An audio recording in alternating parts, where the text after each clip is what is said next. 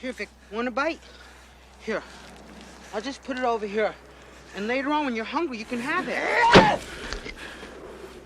Well, if that's the way you feel, forget it, Vic. Just forget it. But I think you're really out of line. Hello, everybody. I'm John. I'm Justin. And we're the Gore Goblins. Sorry, I didn't know we were extending it. I didn't know either. You had the extended cut. I was just doing what I wanted, as we always do, because this is our show. Yep. Where we talk about horror movies that we like or don't, and also stuff we've never seen before. I had never seen this one before. Really? And I kind of wish I hadn't. I'm gonna be real. So this it's funny. We're talking about Friday the 13th: A New Beginning, by the way, which is the 5th installment, coming after the final chapter, in giant fucking air quotes. Joke's on you. So this, when I was researching it, and after watching it and everything, at the time, this was considered the Halloween 3 of the franchise because technically Jason's not in it. But I feel like that's an insult to Halloween 3, which is a perfectly serviceable Twilight Zone episode. It feels more like the Halloween Ends of this franchise now. It only took, 40 years? No, 30 years? No, about 40 years. It took about 40 years for us to find another thing to compare it to, and that is Halloween Ends, because this is this is Halloween Ends if Halloween Ends didn't have any character development, because the faux Jason, the fake Jason, if you will, is just a dude that just snaps for no reason, and he just becomes... No, there's a reason. I know, okay, I shouldn't have said for no reason. There is a reason, but it's like... It's not a good reason. Well, I guess it's a good reason, but story-wise, it's not a good reason. Story-wise, the title of the movie is just so fucking literal it hurts. It really is a new beginning. This is just the same story as the first movie, minus Tommy's drama and shit. So because at the end of the first movie, Tommy's like, fucking, I guess I'm crazy now, and he looks into the camera, and initially they were gonna do that, but they didn't. So they did this other thing where this fucking medic named Roy just decides to be Jason now. Because and then okay, first of all, after this movie, part 6 was really gonna be Tommy going ham and crazy, and that's what the ending of this movie implies. You get the same ending twice. I just want to say that. You get the exact same fucking ending, framed differently. It's the same ending as the last movie where, oh, fuck it, I guess I'm crazy now, Tommy says to himself before looking into the camera. That's just the same thing. It's the same thing. And then part 6 was going to be Tommy going ham like Mr. Monk. That's an inside joke. I'm sorry. I just felt like making it. But he's going to go ham like Mr. Monk. And nobody liked this movie, so they didn't do that. They did not do that because nobody liked this fucking movie. And you know what the problem was for me? Is if you're going to make a new killer, it's not like, it's not like this franchise hasn't had a killer other than Jason.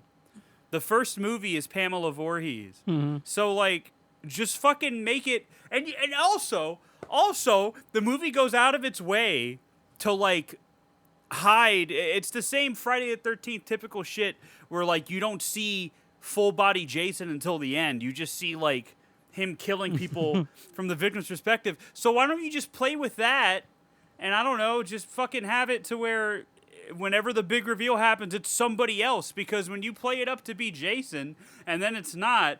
How are you, why did you do that? I don't understand why you did that. It's not even that's not even why I don't like the movie. I don't like the movie for other reasons that we'll get into. But that doesn't make any fucking sense to me. How could you, as a marketing executive, I mean, I know the answer, it's money. But how could you as a marketing executive or a fucking producer in a suit be like, well, the kids love Jason, let's trick them. You think they're going to like you after you trick them? You think that's what they want? Jesus Christ. Oh my God. You know what? Producers are stupid. I said it. Producers are stupid, and half of them are fucking rapists. I don't know. They're not good people, is my point. All they care about is money, and I can't believe I'm saying this on a fucking podcast episode about Friday the 13th of all things. But, like, there's no integrity here. The fucking director of this was a fucking porno director. That tells you everything you need to know in multiple ways, because this movie isn't even like it has the weakest kills. Yep. It's very obvious that they cut a lot of the effects work out, which is disappointing to me. But not the nudity. But there's a lot of nudity, right? Like, there's an obscene amount of nudity to where I was like, man, there's a lot more nudity in this than the other ones. And that's saying something, especially with the last one being one of the horniest movies I've ever seen. So, like, like that scene where the actress's name is Voorhees, which is why she's in the movie. Yeah. The well-endowed one, to be polite. Well, they all didn't they all get cast because of their breast size? I don't know. I know she did specifically. I read because part of that he was casting them based on the size of their boobs. Probably because she said that, like, when she went to audition, he asked her, "Hey, lift up your shirt," and she was like, "What?" Like, because that wasn't part of the audition thing that she got sent. So it's like, and that whole scene was apparently. It might as well have just been a porno scene from what I've read. Yeah. Because she is completely naked and her boyfriend is wearing boxers the whole time, which is offensive to me because I want to see some dick, all right? I want to see some dick in my Friday the 13th. Have Jason lop a fucking knob off, all right? Have him do that. That's what I want to see. I want equal opportunity nudity, all right? Every TV show has that. Game of Thrones has dick. Fucking, what is it, Spartacus? That has dick to the point where it makes people uncomfortable, and that's cool. Which I don't get. It's a dick. I don't care if you're gonna make it a porno. You might as well just have male nudity too, but they didn't for obvious reasons. Like, my dad of all people tolerated watching Spartacus. Anybody can. Like, anybody can. But no, it's like just it's so like obviously disgusting, and it didn't like take me out of it. It's something I thought about like after the fact. He was just like directing the scene and like screaming just obscene shit like grab her fucking pussy. Yeah, that's what I read too, and it's just like, yeah, grab her pussy and fucking suck on her tits, and I'm just like, what the fuck? Like this, I guess it was the 80s. This was the time. Well, the guy directed porn too. There's that, but also this was the 80s, which was the time of the 70s and 80s were pretty guerrilla style, for lack of a better term, in the sense that like big budget action movies, like all the stunts that you see done in a movie like Commando or Predator or Last Action Hero, even, which is 90s, but you know what I mean, or Terminator 2. All those stunts could have literally killed everybody involved. This was the time where computer animation wasn't a thing, so they would just fucking make that shit happen, and it was deadly. And like I've seen interviews from forever ago of like stuntmen, like I don't remember the movie, but there was a point where he had to run across the roofs of cars as they were exploding behind him. And he's like, "Oh yeah, I could die." He's like, "I know." He's like, "I know I could die." He's like, "These are all real explosions." He's like, "If I slip, I'm at best losing my legs." He's like, "If I slip, at worst, I'm fucking dead." And I'm just like, "Oh my god!" And that's just how it was. So I guess it goes both ways with the fucking nudity in this goddamn movie. He got paid though. Yeah. So she's naked for like 10 minutes, it feels like. It's more gratuitous than the fucking rape scene in Irreversible, and that's saying something, because that shit is uncomfortable, and I was uncomfortable in this fucking movie because I was like, oh my god, there's a lot, like, and the violence was all gone, and I was like, what the fuck? Like, what is this? Like, a new why beginning. Like, why? Like, yeah, whatever. Like, I don't have a problem with nudity. I don't think it's a bad thing. No. What I have a problem with is that the MPAA was like, hey, we got to cut back on the violence. The tits, though, they can stay. But the violence, we got to cut back on. To the point where, like, they literally gave up violence for more nudity. Like, that was one of the bargaining things they did. And I'm just like, what the fuck?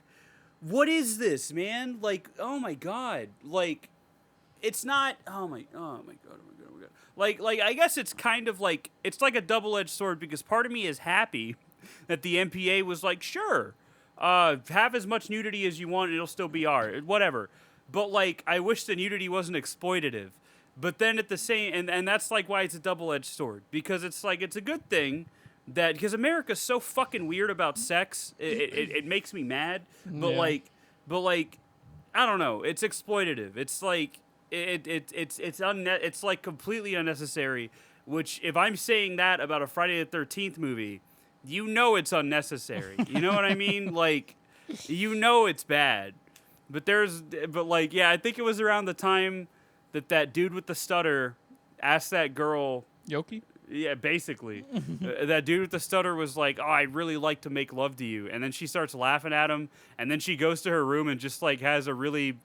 extended scene where she like takes her top off and looks in the mirror, and I'm just like, man, there's a lot of nudity in this one, huh? Like that's when it dawned on me, and I was like, that's interesting, because I was thinking about like all the kills and how there were maybe 2 where there was blood that was visible, and both of them were after the fact. You didn't see outside. Well, one of them was when Miss Well Endowed gets her eyes, cut with the garden shears. Yeah. But then, old boy's getting his head crushed with the belt. And that was probably the most explicit death scene in the movie, because every other scene is either cut away from before anything interesting happens, or it's you just see the aftermath, like the cook getting his eyes gouged out. And that was after the fact. And I don't know. It just feels...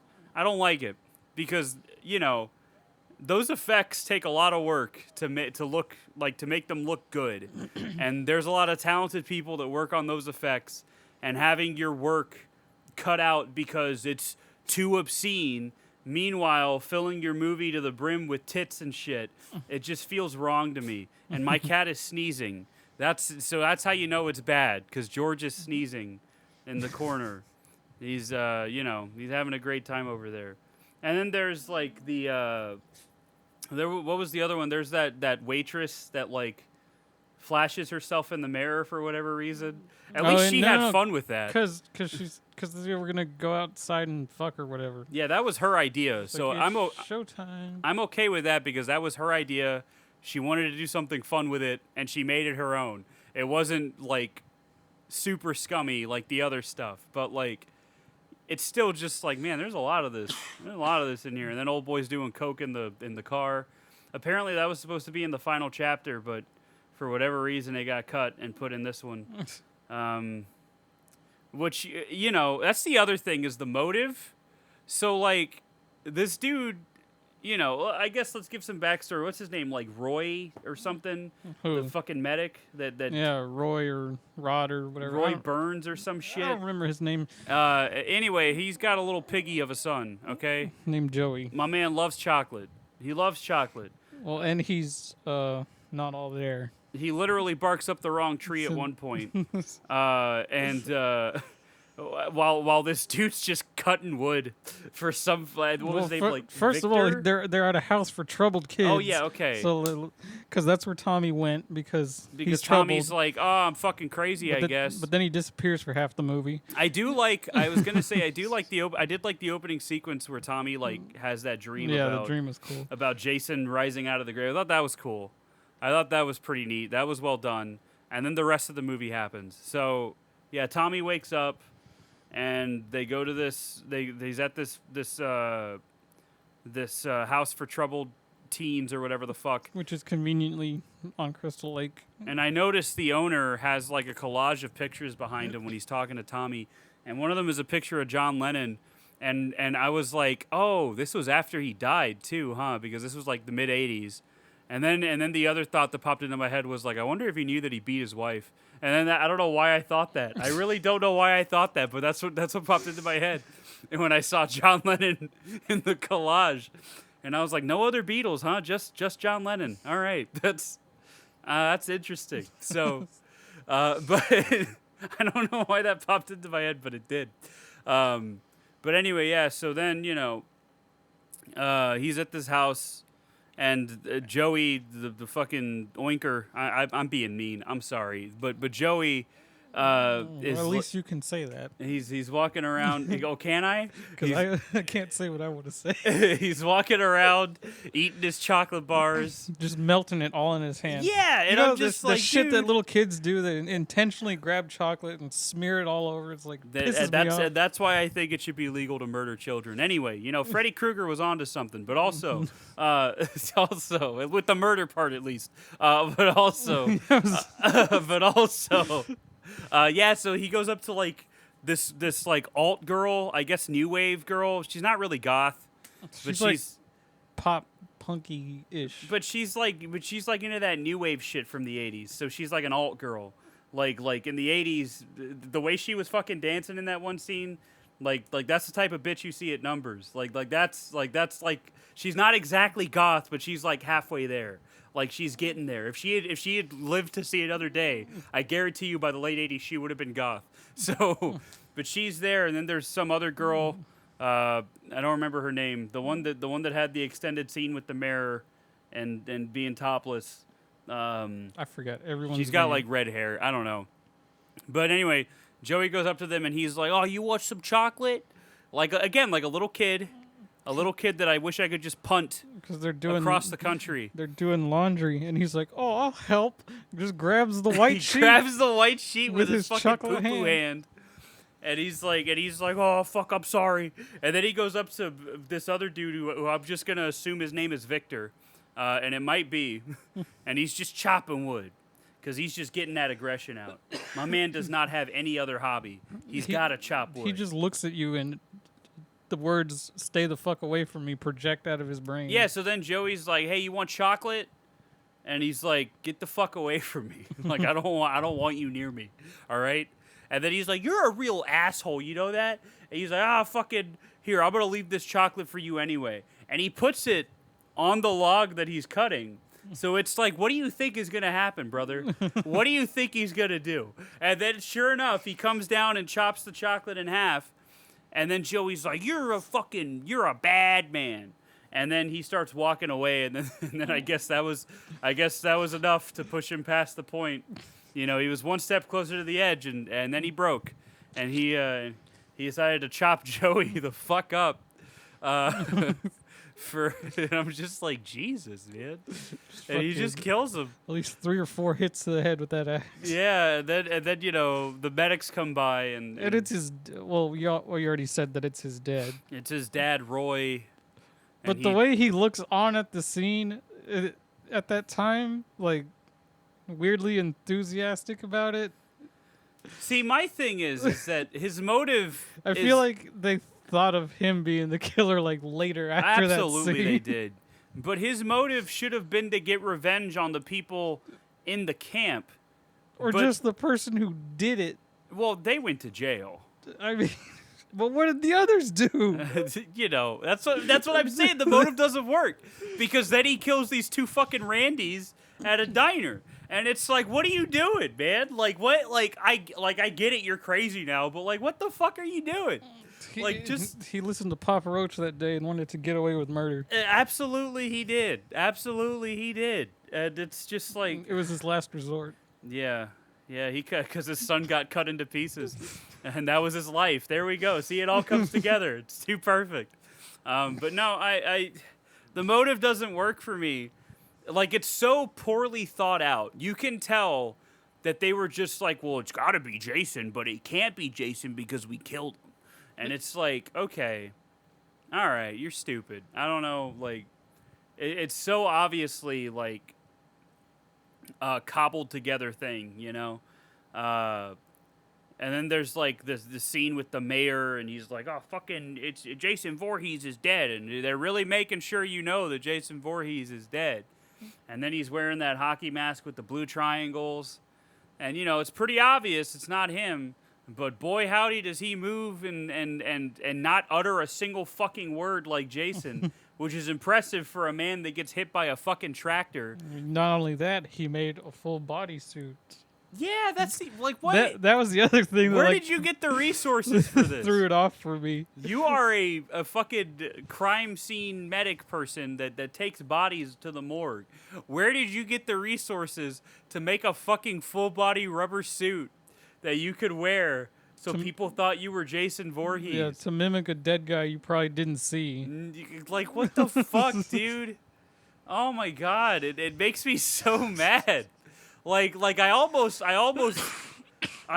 like it because it's different, but it's the execution that gets me. Whereas Halloween Ends kind of grew on me because I could be like, well, Corey, he has his arc and everything, and like, I guess even though it's a little rushed, it makes sense as to why he's the way he is, and why he would just want to kill people in Haddonfield indiscriminately. But even then, he killed the people that fucked with him. Yeah. Like, that's the thing, is he didn't just kill Randy's outside of the fucking girl at the radio station. He killed the radio station host. He killed all the fucking band kid pieces of shit. Like, he only killed them, I'm pretty sure, and then he was going to kill Lori.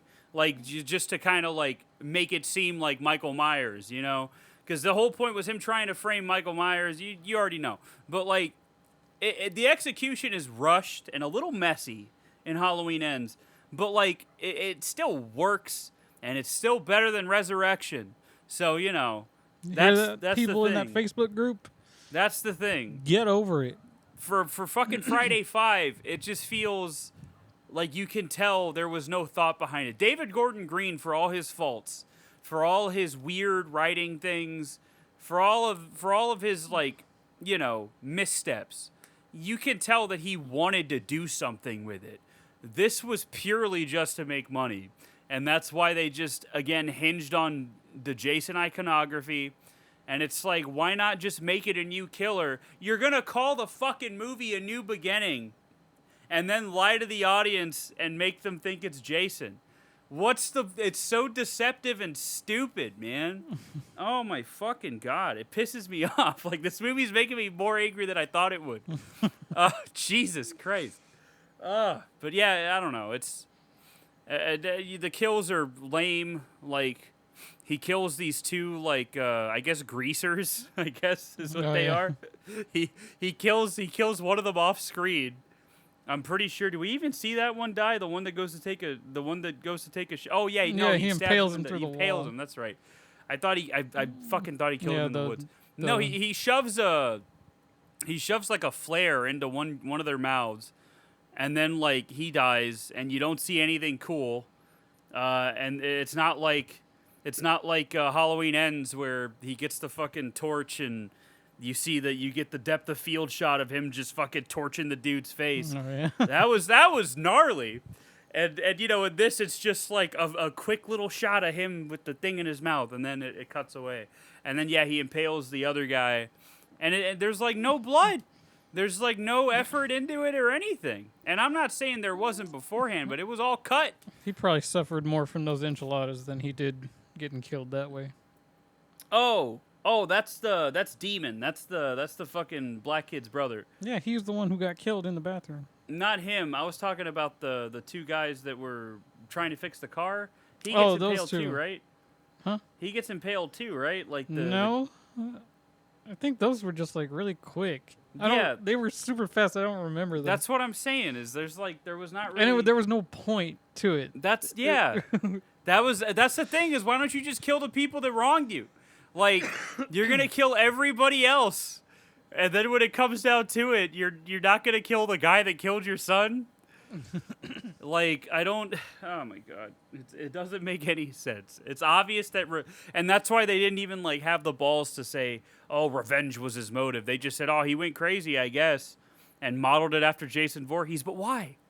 Why model it after Jason Voorhees? What do you got to lose? Like, what do like, why? And there's that part where Jason falls, right? Mm-hmm. I guess where Roy, falls, and lands on that bed of spikes. And then like, Oh, that's his death. and then the camera shows it, and I'm like, who the fuck is that? And then I was like, oh, it's Roy. Who? And then it was like, oh, the medic. And then they have a psycho ass fucking ending scene where this guy comes out and explains the plot of the movie to you for 10 minutes, and he's just like, oh yeah, I guess he went crazy, and he's got this picture of his son. That he wasn't in contact with for years, even though this is a recent headshot of his son. Very funny. Thanks for pointing that out, Dead Meat. Thanks for pointing that out, because that didn't even click because I was so like disappointed with everything else in the movie. But So dumb. And he's like, yeah, I guess he just fucking went crazy. And then like you said before, Tommy just kind of disappears. He beats the fuck out of that one like redneck dude, and then he's just gone for the rest of the movie until the end. Well, he beat up 2 people in this movie. Yeah. The dude in the house, one of the other kids in the house, and then the person outside the house. The redneck guy. And then he's gone. Yeah, and then he disappears, But and then he shows back up to the barn. Oh yeah, Yep. this one ends in a barn. just like part 3. Isn't that cool? Are we already doing fan service 5 movies in? Are we already doing that? Because it sure fucking feels like it. Oh my god. Yeah, and then, I don't know. It's better than part 3, but like... Is it? I don't know. What other kills are even in this? There's Demon, who gets impaled in the bathroom, and he looks like Michael Jackson, which is interesting. I think that was his own wardrobe, if I remember reading correctly. He wore his own clothes. He wore his own clothes. Dude looked fly as fuck. I can't knock him. And yeah, he ate those enchiladas, and boy, did they attack his guts. So then he went to go poop. And then you have like this funny little bit where like him and his girlfriend are singing, and just the thought of like his girlfriend being outside an outhouse that's gonna smell and singing this fucking song with her boyfriend. That's true love. All right? That's true love right there. If you're putting up with his fucking enchilada shit and singing with him, that's true love. God bless him. May they live on in heaven. Because she gets her throat slit, and then he gets impaled by like a fucking crowbar or something. And now them getting killed, I can understand, because still not really. Oh, because Roy was racist. Yeah, a known fact about him. Yeah, okay. Yeah, I mean he might have been. He who probably was. No, but it's because that was the little kid's brother who's in the troubled house too. Yeah, because he kills his uncle. Was that his uncle or his grandpa? The cook. Oh, I don't remember. The one that gets his eyes gouged out, and then he gets thrown through the window, because we got to have that in a Friday movie. Somebody getting thrown through the window. That's the head tilt of this movie. Yeah, really it is. And nothing's ever going to top final chapter where he threw that one dude's body through the fucking window, and I thought it was Jason jumping through the window. Nothing is ever going to top that. That was the funniest thing I've ever seen in my life. And then Jason just Kool-Aid Mans through the door. It's all right, George. Stop sneezing, buddy. Come on. Stop sneezing. What are you doing, little guy? Come on. I got to take you to the vet. You little weirdo. He's got allergies. He's got to have allergies. But, like, what's he allergic to? He's been fine. Bad movies. Maybe. Shit. I don't know. But, yeah, I don't even remember the other kills. There's the dude that's like, oh, I want to make love to you, white lady. And then, she laughs at him. And he's like, oh, fucking. And then he tries to go talk to the other girl. And she's too busy getting her groove on. Yeah, doesn't she just get stabbed? Yeah, she just gets, like, stabbed through the wall or something. Yeah. Yeah, she just kind of gets poked. And then I think Stutter Boy gets a cleaver to the face. And then Topless Girl gets doesn't she get like the Kevin Bacon treatment where like he impales her from under the bed or something? Somebody gets it. I don't remember. It might have been her. I fucking don't remember. It's been a week since I watched it. Yeah, what a movie, huh? So and then there's Grandpa or whatever gets his eyes gouged out, and fucking the director of the House for Troubled Kids gets his. They just find him dead. I don't remember what's wrong. Isn't he like nailed to a tree with like a fucking screwdriver or something? I might be getting my kills mixed Yeah, I up. don't remember that at all. I might be getting my kills mixed up. There's the well-endowed girl who gets clock towered with the garden shears. There's her boyfriend who gets his head crushed with a belt. And then, yeah, that's all I can remember.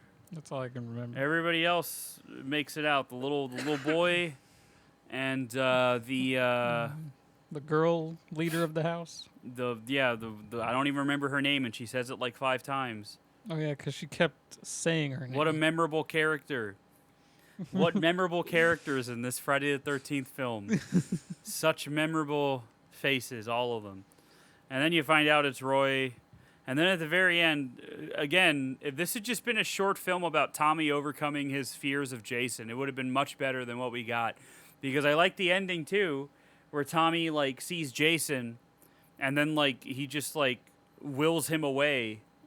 And then he goes crazy, I guess, because it's the same ending as the last movie. He's like, now I have control. Yeah, except now he's, like, not traumatized anymore or whatever the fuck. I don't know. It's not great, folks. Don't worry, it doesn't even lead to anything in the next movie, so you don't gotta worry. Thank God. Thank goodness. What a movie. It's just... It's so obviously forced. It's such a misstep. I can't wait to read the reviews for this one. This is going to be a fun review reading episode. Before that, though, let's take a little bit of a break and talk about, what we've been up to. What have we been up to? We've been gone a week. Working. Of course. I keep getting reminded why, like, jobs like mine suck so bad. Yeah. Aside from the heat. Yeah. Which I don't mind anymore because I got moved to a new area that's, like, away from the heaters, so I'm fine. That's good. And all I do is walk in a circle and hang stuff up every day, so. For, like, 8 hours? Yeah. Ugh. But it's the people who are in charge. Oh, yeah, of It's course. like, yeah, I'm here in this shitty job just like you. We both chose not to achieve further in life, but that doesn't mean you got to take it out on me. Fucking prick. Yeah, it reminds me of a story of when I went to a Pizza Hut many moons ago. There was this they were having issues with my order for whatever reason. And then the manager comes out and like he was not in a good mood and he was just taking it out on the clerk. And I remember when we left, my ex was like, "Man, Todd's having a bad night," and I was like, "Todd's the manager of a Pizza Hut. He's having a bad life." and I mean, I get it. Like, we don't always choose the life that we get, but like, I can understand why you're upset. But don't take it out on people. Don't do that shit. It's not cool. But yeah, it's that's too bad. At least you've been playing Armored Core. I mean, that's just as stressful. That's good. I bought it. I haven't played it yet. Oh my I have God. not had time. You gotta play it. It's still in the fucking shrink wrap up there. It's just hanging out. Oh my God. I forgot how fun these games are, but they're so fucking frustrating. That's FromSoft, baby. Just the littlest mistake you make in a fight can end the whole thing. Yeah, that's Dark Souls. That's Bloodborne. That's Sekiro. That's Ninja Gaiden even. But see, why I like this one more than any other From Software game is because to me, this one feels more engaging and actually fun. I don't have to sit there and worry about, well, I mean, there's stamina in a way, but it doesn't take fucking ages Isn't it like an energy level or something? Yeah, it's your boost gauge. Yeah. But dodging is like not even the main focus of that game. Yeah, I'm sure I'll have fun with it. Oh, you're gonna get pissed. I'm sure. It made me mad last night. Yeah? There's this boss called the Cleaner, and it's literally just like a scrap robot. So it shouldn't be hard.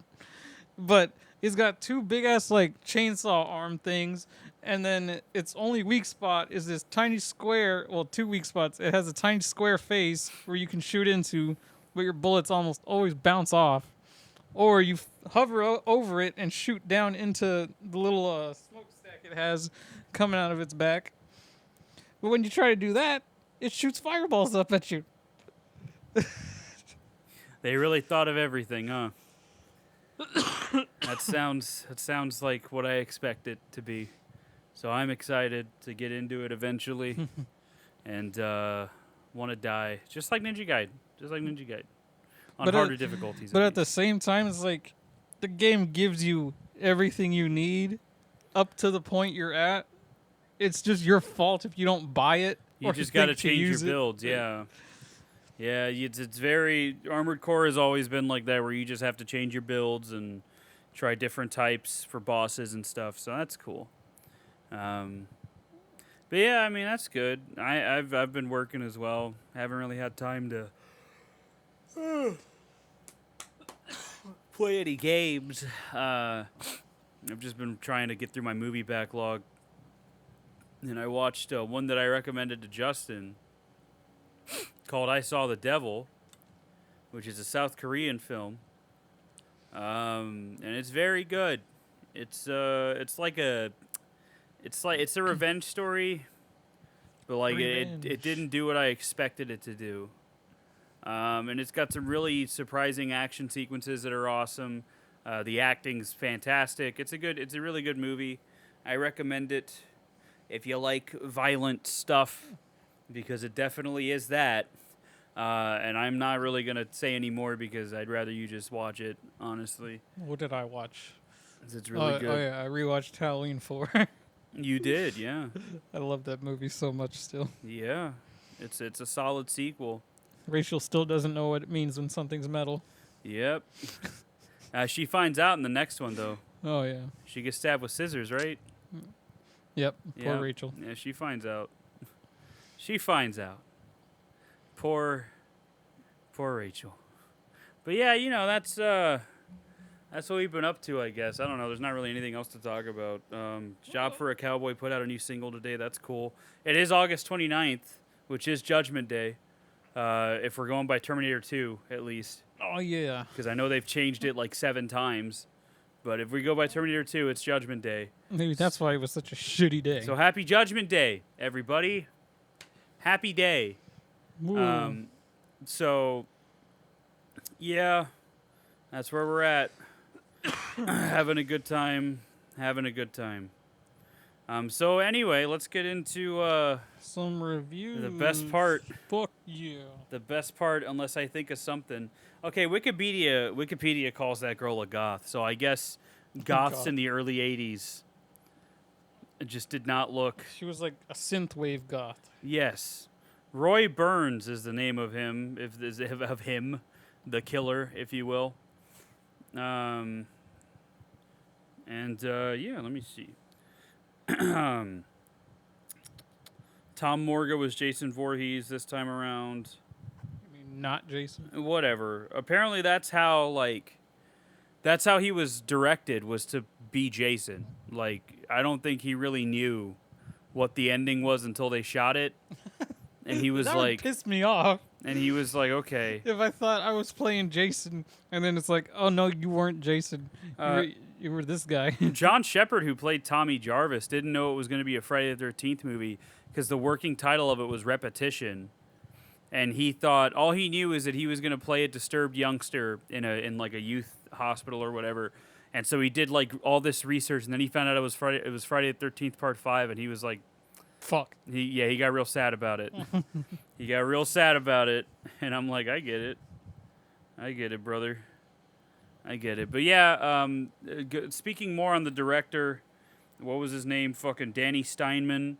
He was a porno director, and according to him, he shot a porno in the woods. They made him cut a lot of stuff, a lot of nudity. Also, apparently, he was just high on coke for like 99% of the filming.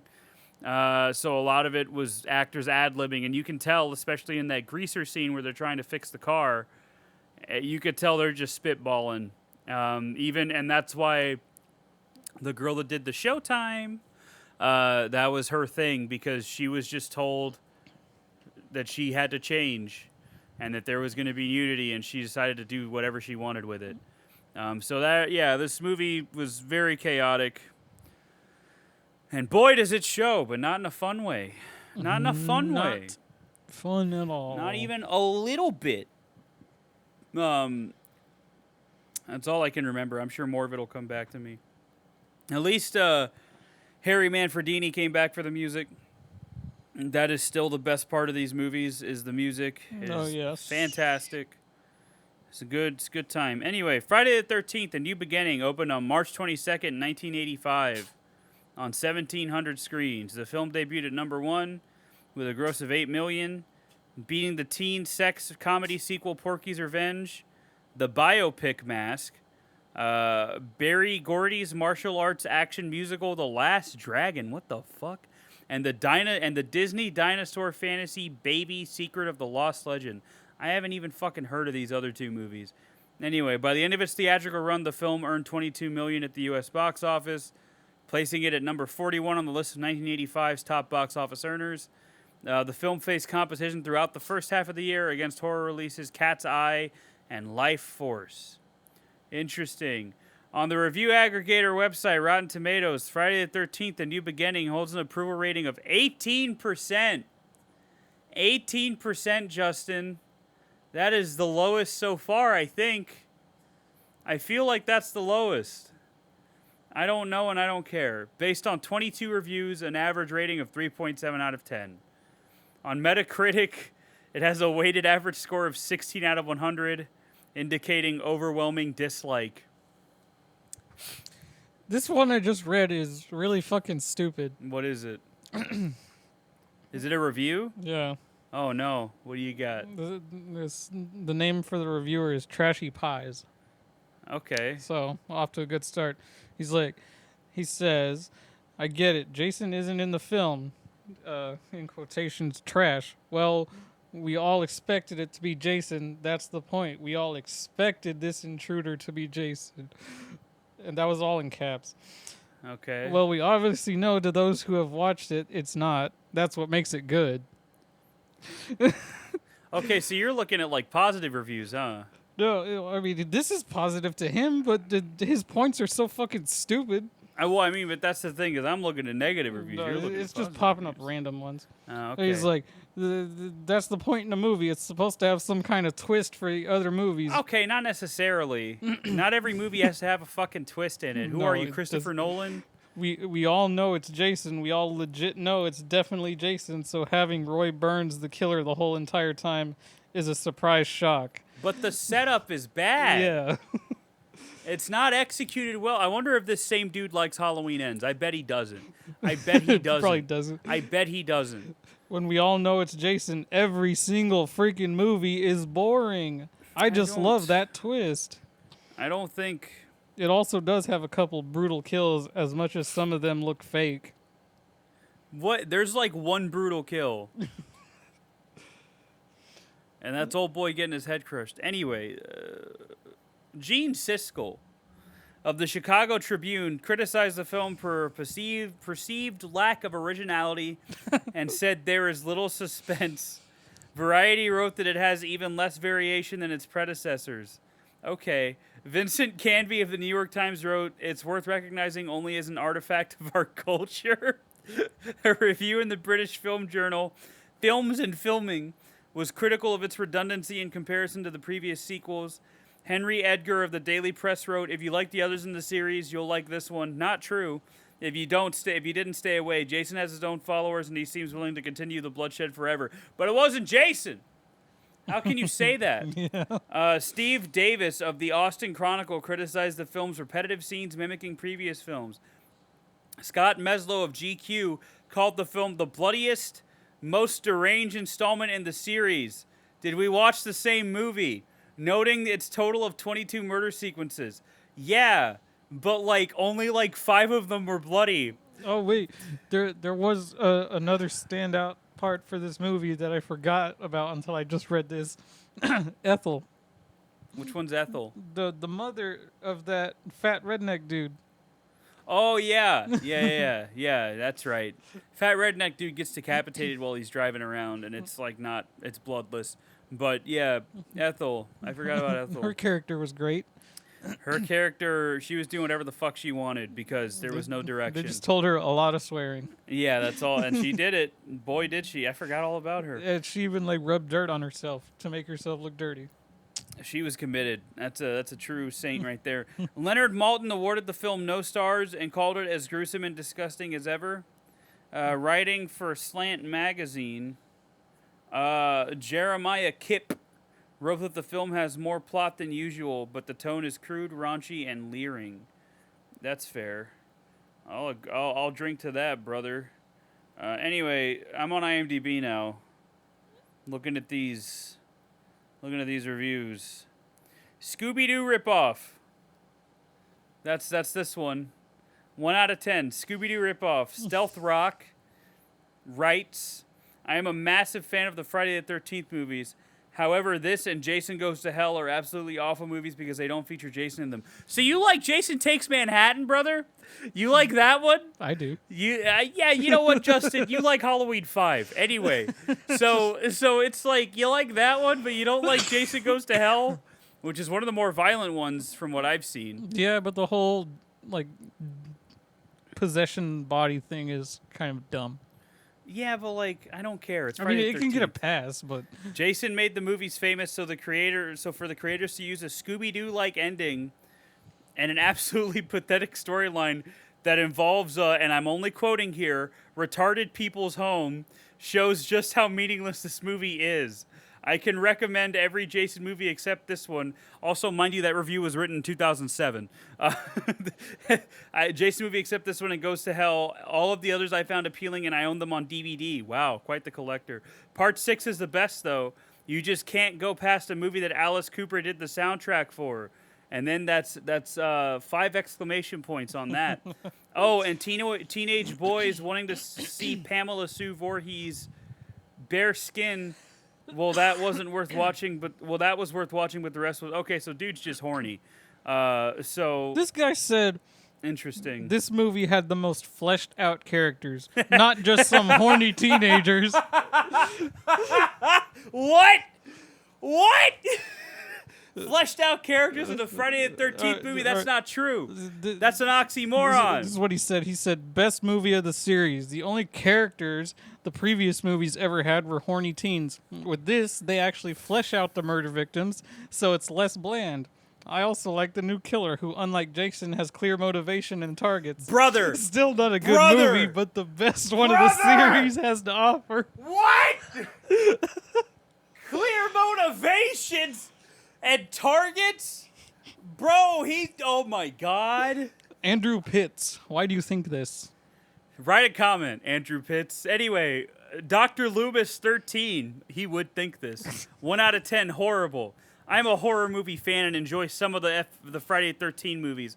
The series as a whole is derivative and has no really great films, but parts 1, 4, and 6 are passable as fun horror flicks. Part 5, however, is terrible. It's bad even by Friday the 13th standards and is in general one of the worst films, in quotes, I've ever seen. Regardless of genre, avoid this movie at all costs unless you want to laugh at just how bad a movie can be. Awesome. Liam McKay says this movie is offensive in multiple ways. 1 out of 10. It's terrible and offensive to multiple demographics of people. What? I guess rednecks. I'd highly recommend skipping this entry in the franchise as it has little to nothing to offer. Bad writing, directing, and acting leads to an unpleasant movie to experience. Awesome, dude. Thanks for your insightful comments. One memorable scene. I bet you it's the tits. 1 out of 10. This movie made me want to cry when I watched it. I was so disappointed for shelling out the few dollars that I had to see this movie that tears fell from my eyes. This man's username, by the way, is I hate every movie I see. How did this movie ever get made? This one does not have the highest body count. What are you talking about? 22 people is a lot, but I don't think it's the highest, yeah. How did this movie ever get made? Was the head of Paramount on vacation? The only reason I would give a recommendation to see this would be to see the nude scene I told you with Debbie Sue Voorhees. Other than that, the movie is a complete waste. Some of the deaths are pretty gruesome, but not worth the hour and a half it takes to get through them all. Plus, the mind-bending twist that is revealed at the end of the film is totally stupid. I would have had a more enjoyable time watching the grass grow. Don't watch this movie. Not even for the nude scene I mentioned earlier. You can find that in abundance at any video store with an adult section or, of course, online. Thank you. I hate every movie I see. Thank you for that. Also, I think it's funny that, like, so he talks about it takes an hour and a half to get to the kills, but like one of the things that the producers told the director was you need to have a kill or a sex scene or some kind of thrill of that ilk every 7 minutes. And that's why there's so many fucking kills in this movie. Let me see. The worst Friday the 13th movie, says Mr. Ashtastic89. Ashtastic. What a name. Setting it at a halfway house doesn't make it original, since the general gist of the movie is too similar to stand out. And Jason isn't the killer, which isn't automatically a bad thing, but his replacement, Roy Burns, sucks. He's just Jason, though. Like, whatever. Did anyone in the town know you two were related? Did you even know your son was at that farm? He's asking the real questions here. He's asking the real questions. God bless him. Good for that dude. Oh my god. Some of these reviews are too long. Curious with a question mark. 1 out of 10. Mutant 4 says, is it just me, or is the 5th of a series always the worst? Friday the 13th, Star Trek, Halloween. You think Halloween 5 is worse than Halloween 6? This is 99. This review was written in 99. I know you were alive for Halloween 6, motherfucker. You think 5 is worse than that? I got really loud. I'm sorry. I'm sorry. I got really loud. You would have had to turn that down. I'm sorry. I meant to whisper, but I got really bad. Halloween, Nightmare on Elm Street. You think that Dream Child is worse than fucking Freddy's Dead? You think that Dream Child is worse than Freddy's fucking Dead? Oh my god. This is a man here. Mutant 4. I'll agree with you on Rocky, though. The 5th is always the worst when it comes to acting, plot, and story. The utter stupidity and meaninglessness of this movie confirm this theory for me. So he likes this more than Jason Takes Manhattan, or he thinks this is worse than Jason Takes Manhattan and Jason Goes to Hell. Okay, all right. He wrote this review in 99, so Jason X hadn't come out yet, which if he didn't like that, I'd kill him, because that one's fun. Not much new here, says another guy. Waste of time and money, says Jiro Arstidis. All right. The only reason this movie exists is so the 6th part could come out. Yeah? What a fantastic review. We truly walk amongst the smartest men of our generation. That is insightful. Thank you. I don't know how to say your name. This one made me... Okay, well, this guy says, if you saw Halloween 3 Scion of the Witch, what a typo, and liked it, then this movie is for you. But if you didn't, get ready for another huge disappointment. These movies aren't similar. Halloween 3 has, like, nothing to do with Haddonfield or anything. Yeah. It is so far removed from all of that. This movie is like if Halloween 3 tried to keep the continuity of the last 2 movies, and it didn't. I hate people. Oh, my God. For once, Malton is right. I guess Leonard Malton, the guy that said it was shitty.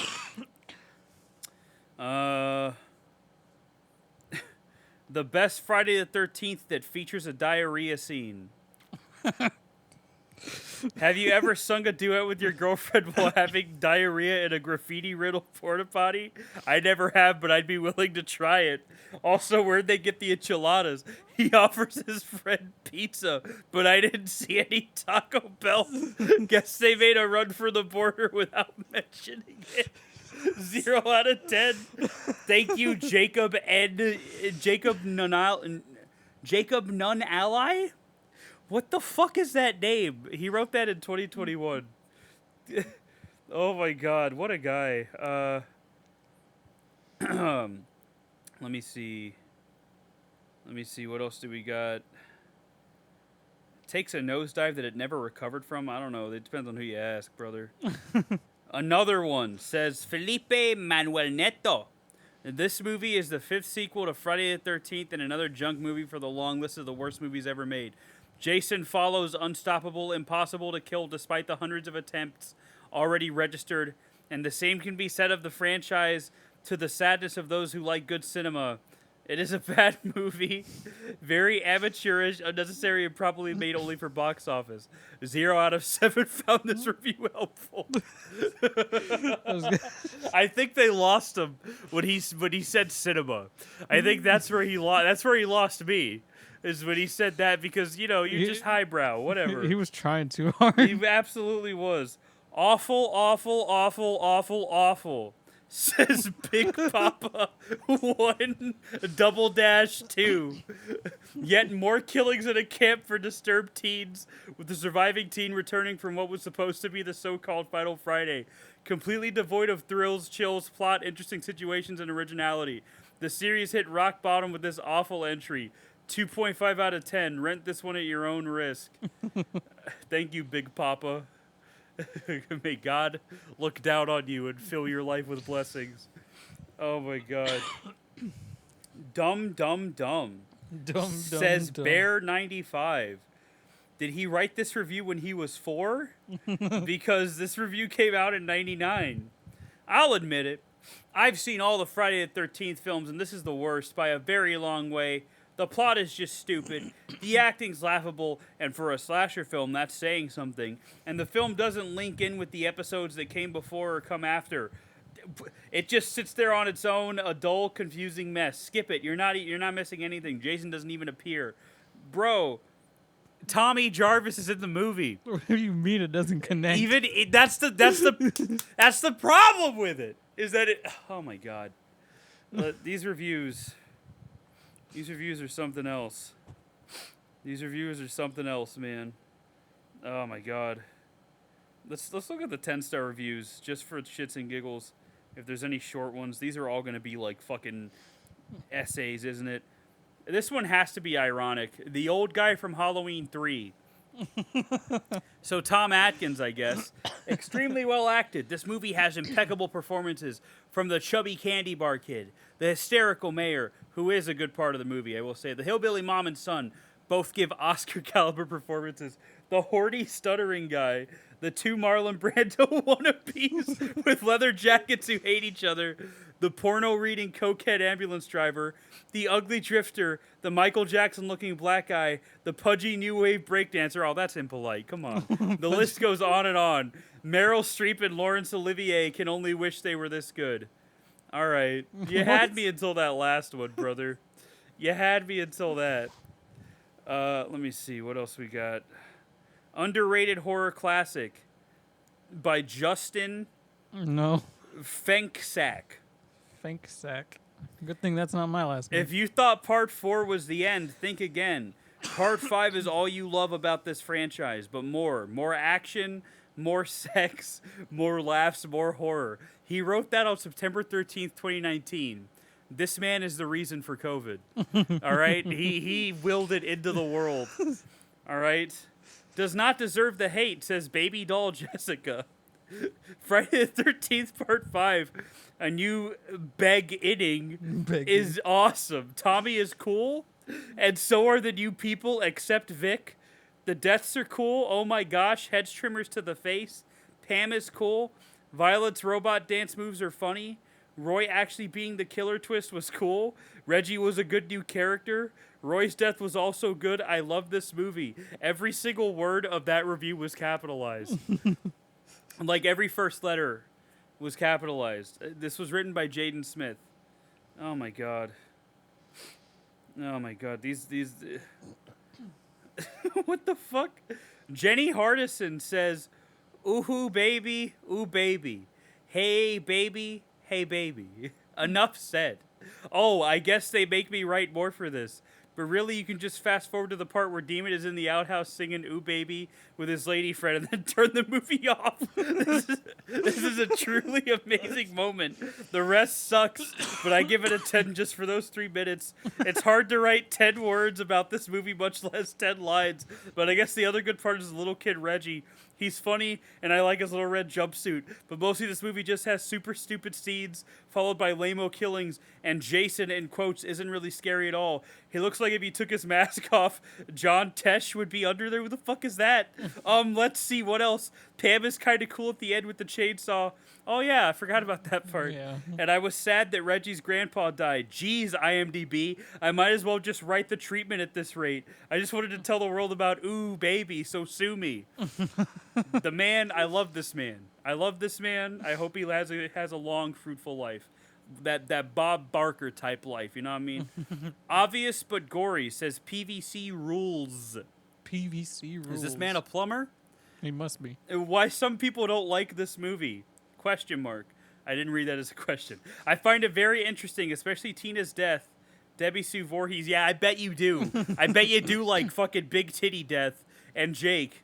I know Jason is not the killer, but Roy's cool. No, I like not. Violet a lot. She's the one I like most of the Friday the 13th movies. Some things I didn't like from this movie is that there is a lot of nudity.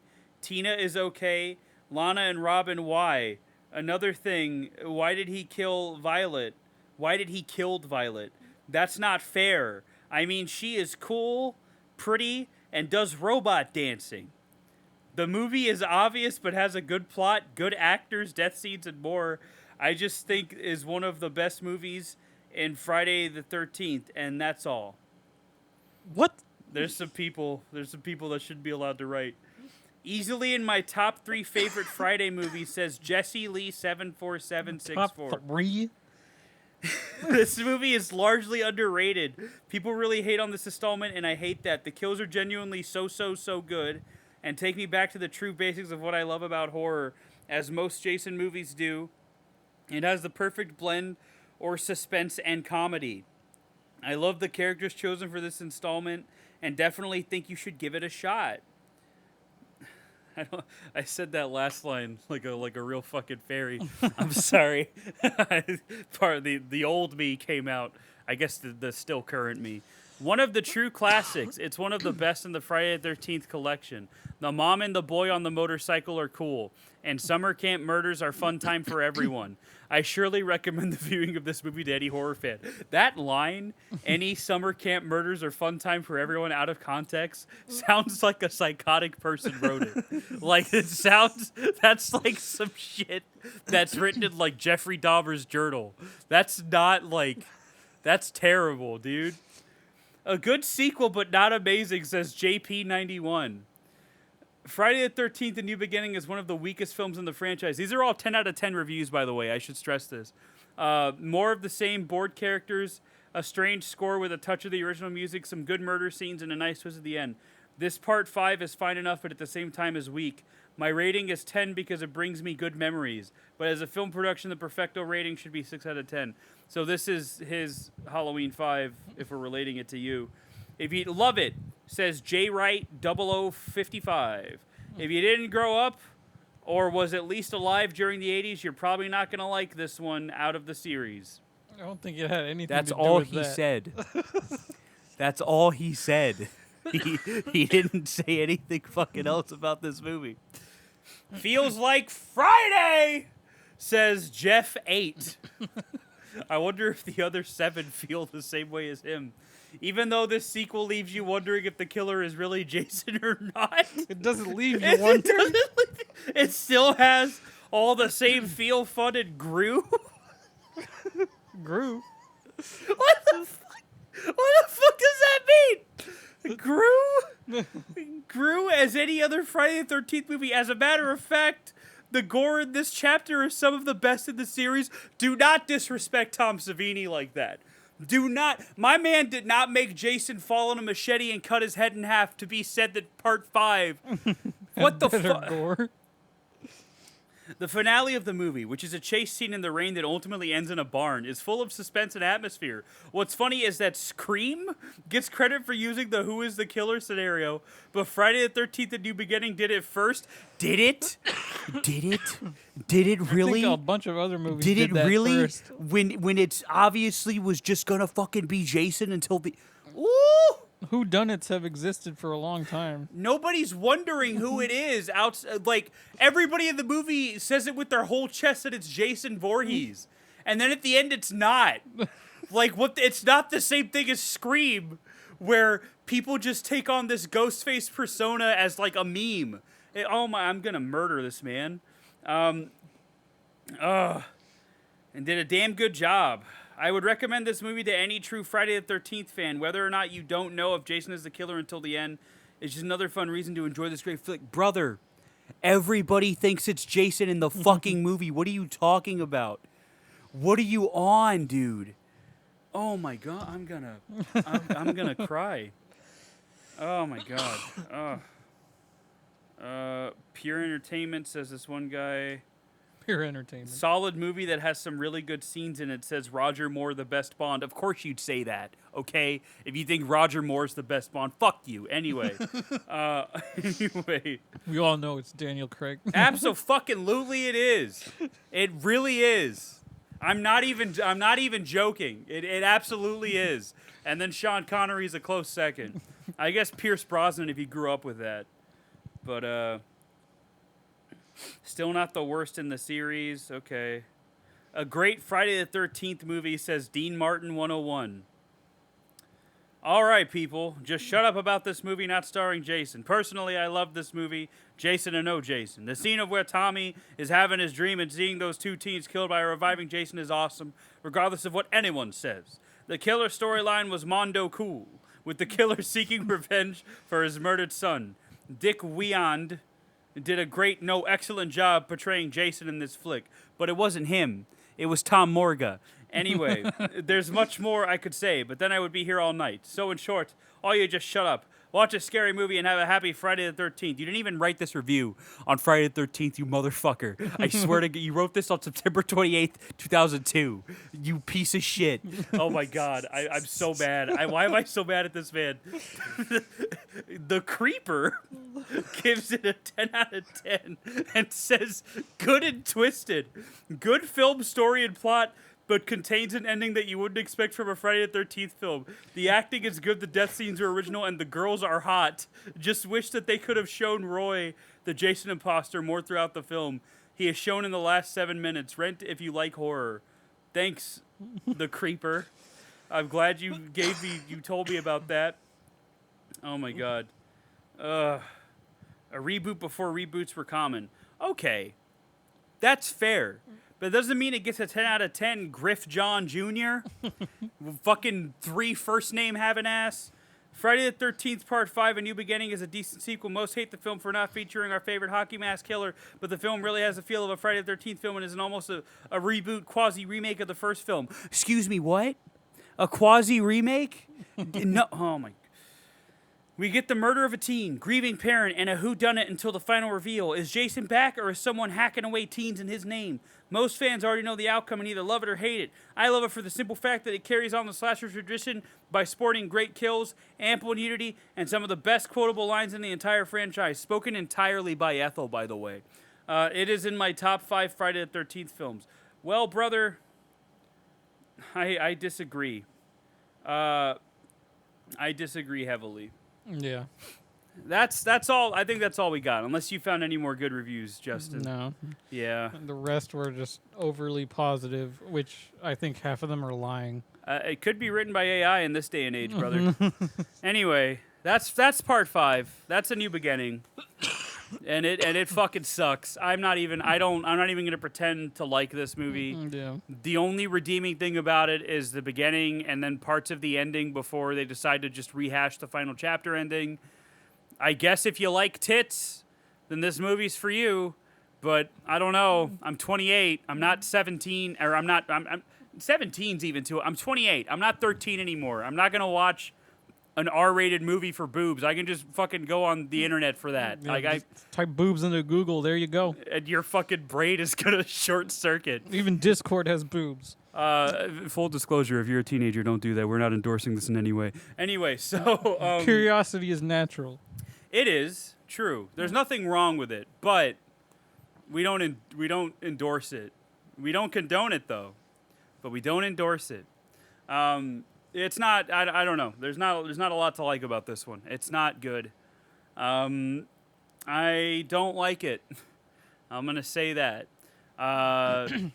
So that's all we got. Like, what about if- you, if- Justin? What do you got to say? If they would I'm have sorry. actually like played on Tommy being traumatized instead of like just making him disappear half the he movie, feels like set dressing, and right? showing him have some fucking rage moments, like He feels like he's just there because he has to be. they could have done some shit where like he sees Roy dressed up as Jason, like doing the kills, like to fuck with his mind even more. Like that would have been a cool scene. Yeah. It's like, is he really there, or am I crazy, or what the fuck is happening? Yeah, but they didn't care because they just wanted to make money. That's why they hired a porno director. Oh, buddy.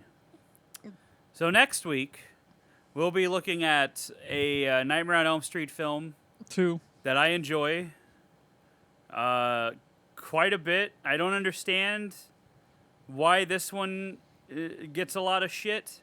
Because Say it. No, go ahead, say it. No, go ahead, say it. people call it gay. Yeah, that's exactly it. No, it's because it is very gay coded. This movie is the gayest I fucking. just liked it that the documentary I was watching, they kept emphasizing we were not trying to make a gay movie. Brother, you failed. I don't know what to tell you. We're gonna talk about it Just because because director and the main actor were gay doesn't mean we were trying to make a gay movie. okay, but even like that part where Freddy's like caressing his face with the fucking knives. I'm like, dude, he's gonna fuck this kid. He's gonna fuck him. I mean, it's Freddy. He might have. He probably would have, yeah. But yeah, it's good. It's a good. I like it. I like it because it does what I think I would like from something like Nightmare on Elm Street, and doesn't really have. It has like new characters, which I guess implies that everybody died at the end of the first one, which isn't the case once we get around to Dream Warriors, but. All things considered, I enjoy part 2. I think it's all right. So I look forward to watching that one again and revisiting it because I haven't watched it in a couple years. It has one of the best effects ever. Yeah, no, part 2, like effects-wise, is fantastic. I just think part 2 is very good. I really like part 2. It's not perfect, but what fucking slasher is, you know? So I look forward to watching that one next week and getting into talking about the behind-the-scenes drama, and how it very obviously is gay. There's a fucking scene in a gay bar, dude. How are you going to tell me that there wasn't any fucking queer subtext? One of the dudes gets killed when he's roped up and whipped. What the fuck? What do you think you're doing? Like, what the fuck, dude? Oh my, I can't wait. I love part 2. So I can't wait to watch it. But yeah. That's what we're doing next. I think it's called Freddy's Revenge too. I forgot about that. Freddy's Revenge. But which doesn't really make sense because he doesn't really get revenge on anybody. Yeah, because nobody in the first He just movie's kind here. of keeps killing. Dream Warriors would probably be more appropriately titled Freddy's Revenge, considering what happens in that one.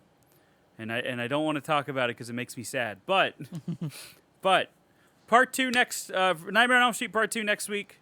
Be good people, as James A. Janice says. I completely stole that from him. I'm sorry, but No. but honestly, be good people. Also, thanks for listening. We're almost at 30 subscribers on YouTube, which is neat. And thanks for listening to us ramble and read reviews and Exist. be fellas, if you will, good fellas, if you will. A movie I don't like that much. Which is insulting, but I'll deal with him after the show. All right, for everybody that likes that movie and knows how blasphemous what he just said It's a fine is, movie. I'm gonna just not kill overhype him. about it. I'm gonna kill him. I like it a lot. I think it's better than The Godfather, so you could crucify me too. I've but, never even watched that. It's not even my favorite Scorsese movie. I don't think it's his best movie. I think his best movie is The Irishman. But you know, that's just my opinion. And this is a show where we talk about our opinions. So Yeah. you know, eat shit. I don't know. But yeah, thanks for listening. Follow us on Facebook. Follow us on YouTube. I guess that's where people seem to be listening to us most. If you listen to us on Spotify or whatever, you can do that too. Amazon, iTunes. We appreciate the support, and we appreciate the people that have been listening Yep. all this time. We don't know what's wrong with you, and that's okay. Do we even know what's wrong with ourselves? Listen, we're just doing this for fun, Justin. I don't know. Like, we both have day jobs, so, you know. But yeah, so thanks for listening, and we will talk next week about what I think is an underrated sequel to Nightmare on Elm Street. Hopefully so, nothing gets in our way again. Hopefully what? Nothing gets in our way again. Oh, we'll find out. We'll find out. Well, it's a good thing I didn't come here last week, because if I did, I would have thrown up. Awesome, dude. Awesome. Got way too hot on last Monday. Listen, man. Adventures of podcasting. It could be its own fucking podcast. But anyway, all right, that's all we got. Yep. You got anything else to say, Justin? Nope.